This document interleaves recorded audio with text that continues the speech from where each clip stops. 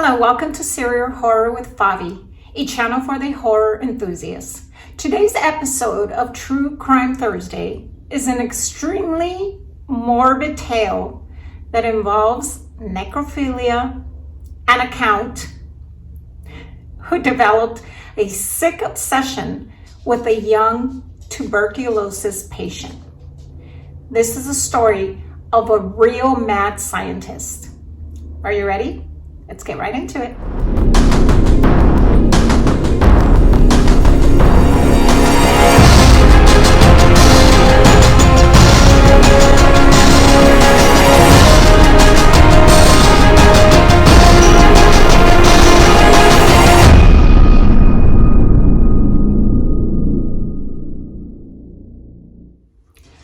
Karl Tanzler was known as Count Karl von Cosel.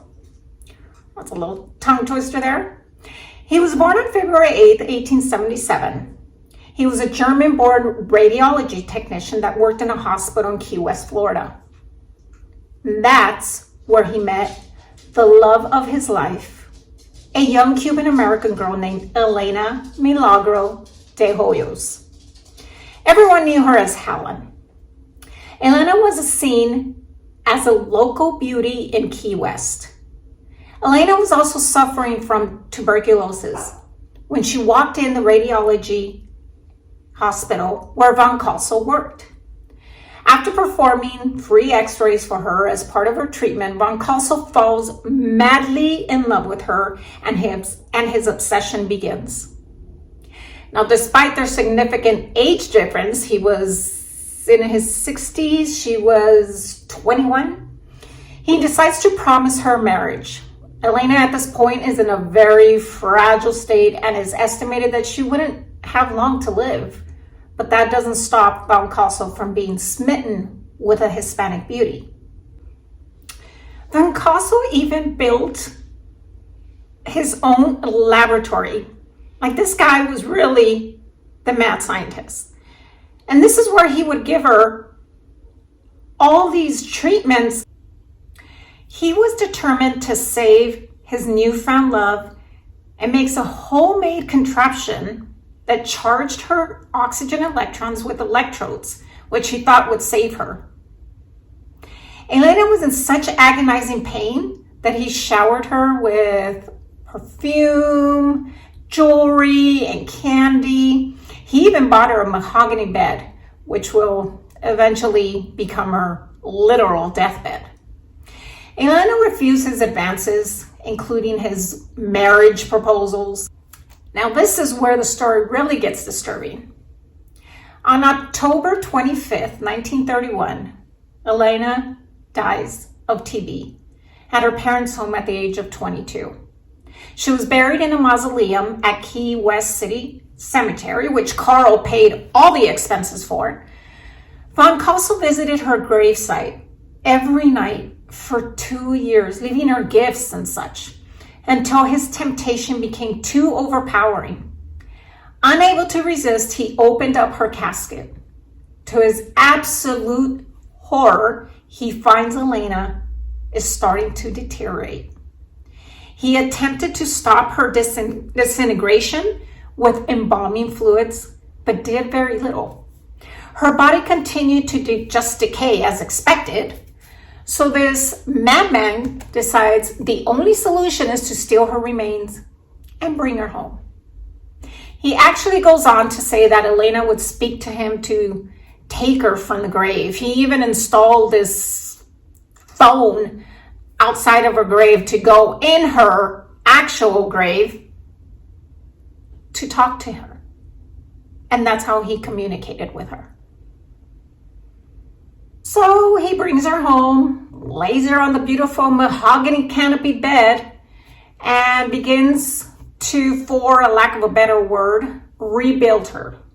He attaches her bones together with piano wire and substitutes her empty sockets with glass eyes. Dresses her in a wedding gown after stuffing her body with rags, and sleeps with the corpse for 7 years. Now, you can only imagine the stench that's coming out of his home. But he masks that with disinfectants, Clorox, perfumes, anything he can think of to mask the smell. Well, word eventually gets out after he starts acting erratically.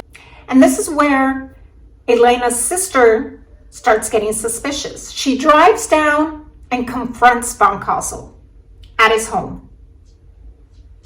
And she makes a gruesome discovery of her own sister's body. She notifies authorities and they take Elena from him. Now here's the kicker.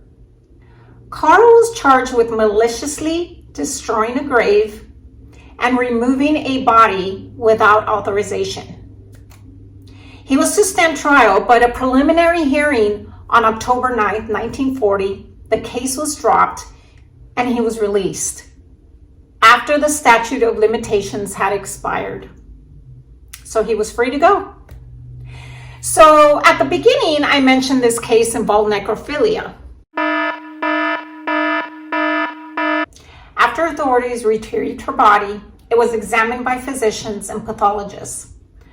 Though not initially reported, but research has revealed evidence that von Cosel was having intercourse with the corpse. Two physicians who attended the autopsy recalled that a vaginal tube had been inserted in that area of the corpse. That allowed for, well, you can guess. And I'm not sure what part of this is more disturbing because it's all sick equally. Now, to add insult to injury, Elena's body was put on public display at a funeral home where it was viewed by more than 6,800 people, as if she was some kind of spectacle or a piece of art that he had created. She was eventually returned to Key West Cemetery in an unmarked location. May she rest in peace. As for von Cosel himself, he moved to a different county in Florida and wrote an autobiography. It said that he made a death mask to create a life-size sculpture of Elena, which he lived with until his death in 1952 at the age of 75. This guy is really a was really a sick man. Now, as I've said before on this channel, I like to cover the murder houses, but in this case, it's not really a murder house, but the house where von Cosel kept Elena for many years. Now, his house was probably destroyed, and it is believed, it was really hard for me to find research on his actual address. It is believed to be this property here, or this land, which obviously has been rebuilt many times over the years. Now, I know this doesn't really fall into the true crime category, but I've always found this story just as intriguing. I hope you all enjoyed this episode of True Crime Thursday. Thanks for joining me today, and don't forget to see you next week.